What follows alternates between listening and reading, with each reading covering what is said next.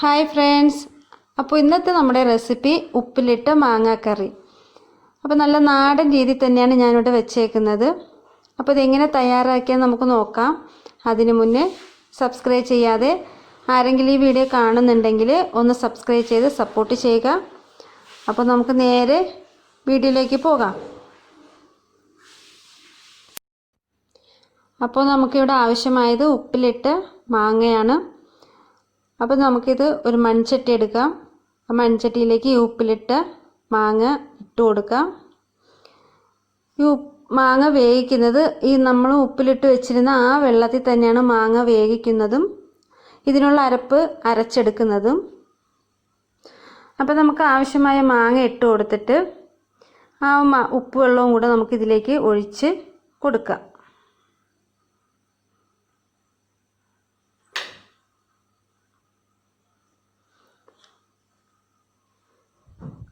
ഇനി നമുക്കിത് അടുപ്പത്തോട്ട് വെച്ച് കൊടുക്കാം.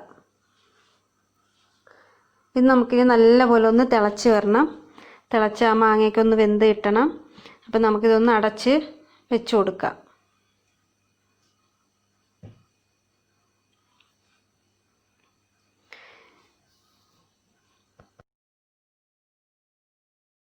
അപ്പം നമുക്കിനി അരപ്പ് തയ്യാറാക്കാം. അതിനായിട്ട് ഞാനിവിടെ അരമുറി തേങ്ങ എടുത്തിട്ടുണ്ട്.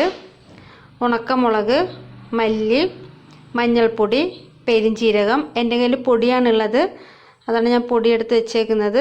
പിന്നെ കുരുമുളക്, ഇത്രയാണ് നമുക്ക് വേണ്ടത്. ഇതെല്ലാം കൂടെ നമുക്ക് മാങ്ങ ഉപ്പിലിട്ട് വെച്ചിരുന്ന വെള്ളത്തിൽ തന്നെ അരച്ചെടുക്കാം. അപ്പോൾ ആദ്യം നമുക്ക് ഈ മുളകും മല്ലിയും ഒന്ന് വറുത്തെടുക്കാം. മുളകും മല്ലിയും പൊടിയുള്ളവർക്ക് പൊടി യൂസ് ചെയ്യാം. അപ്പോൾ ഞാനിവിടെ മുളക് മല്ലി ഒന്ന് വറുത്തെടുക്കുവാണ്. അപ്പോൾ ഒത്തിരി കരിഞ്ഞു പോകാണ്ട് ഒന്ന് ചൂടാക്കി എടുക്കാം.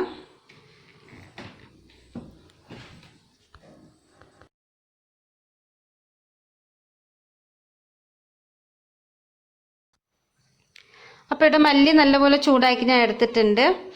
ഇനി നമുക്ക് ഇതുപോലെ മുളകും ചൂടാക്കി എടുക്കാം.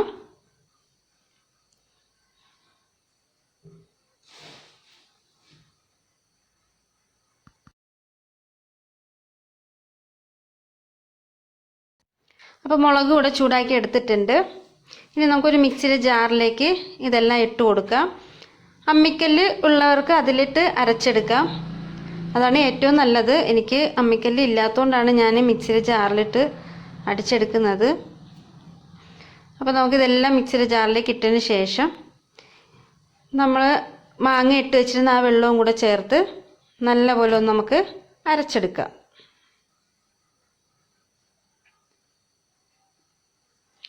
ആവശ്യത്തിന് ഒഴിച്ചു കൊടുക്കുക, എന്നിട്ട് അരച്ചെടുക്കുക.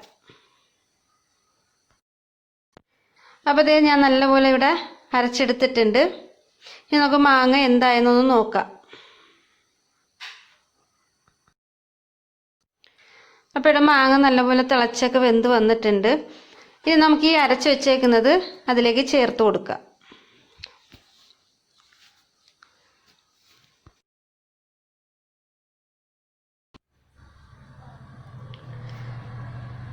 അപ്പോൾ ഇതെല്ലാം കൂടെ നല്ലപോലെ ഒന്ന് മിക്സ് ചെയ്തെടുക്കാം. നമുക്കിനി ആവശ്യമായ വെള്ളം ഒഴിച്ചു കൊടുക്കാം. ചെറു ചൂടുവെള്ളം ഒഴിച്ചു കൊടുത്താൽ മതിയേ. ഇല്ലെങ്കിൽ നമ്മൾ മാങ്ങ ഇട്ട് വെച്ചിരുന്ന വെള്ളം ഉണ്ടെങ്കിൽ ആ വെള്ളം ഒഴിച്ചു കൊടുക്കാം. ഇതുപോലെ ഒഴിച്ചു കൊടുത്തിട്ട് ഉപ്പൊക്കെ പാകാണോ നോക്കാം. നമ്മൾ മാങ്ങ വേവിച്ചതും അരച്ചെടുത്തതും ഈ ഉപ്പ് വെള്ളത്തിലാണ്. അപ്പം ഉപ്പിൻ്റെ പാകമൊക്കെ നോക്കിയിട്ട് വേണം ഇട്ട് കൊടുക്കാൻ. ഞാനിവിടെ ഉപ്പ് ചേർത്ത് കൊടുക്കുന്നുണ്ട്, എനിക്ക് പോരായ്ക വന്നുകൊണ്ട് ഉപ്പ് ചേർക്കുന്നുണ്ട്. അപ്പോൾ ഇനി നല്ലപോലെ ഇതൊന്ന് തിളച്ച് വരണം. ഈ തിളച്ച് വരുന്ന സമയം കൊണ്ട് നമുക്ക് കടുക് വറുക്കാനായിട്ട് ചെറിയ ഉള്ളി ഇതുപോലെ ചെറുതായിട്ട് കട്ട് ചെയ്തെടുക്കാം. പിന്നെ നമുക്ക് വേണ്ടത് ഉണക്കമുളക്, കറിവേപ്പില, കടുക്, ഇത്രയാണ് നമുക്ക് വേണ്ടത്. അപ്പോൾ നമ്മുടെ കറി നല്ലപോലെയൊക്കെ തിളച്ച് വന്നിട്ടുണ്ട്. ഇപ്പോൾ ചാറൊക്കെ ഒന്ന് കുറുകി വരുമ്പോൾ നമുക്കിതൊന്ന് ഇറക്കി വെക്കാം. ഇനി നമുക്ക് കടുക് വറുക്കാനായിട്ട് ഒരു പാൻ അടുപ്പത്ത് വെക്കാം. ഇനി അതിലേക്ക് ചൂടായി വരുമ്പോൾ കുറച്ച് എണ്ണ ഒഴിക്കാം. എണ്ണ ചൂടാകുമ്പോൾ കടുക് ഇട്ട് കൊടുക്കാം. കടുകൊക്കെ പൊട്ടി വരുമ്പോൾ ചെറിയ ഉള്ളിയും കൂടെ ചേർത്ത് നമുക്ക് നല്ലപോലെ ഒന്ന് വഴറ്റിയെടുക്കാം.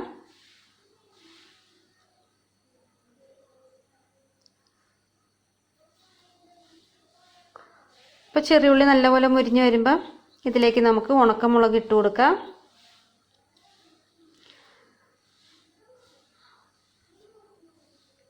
ഇനി നമുക്ക് കുറച്ച് വേപ്പില ഇട്ട് കൊടുക്കാം.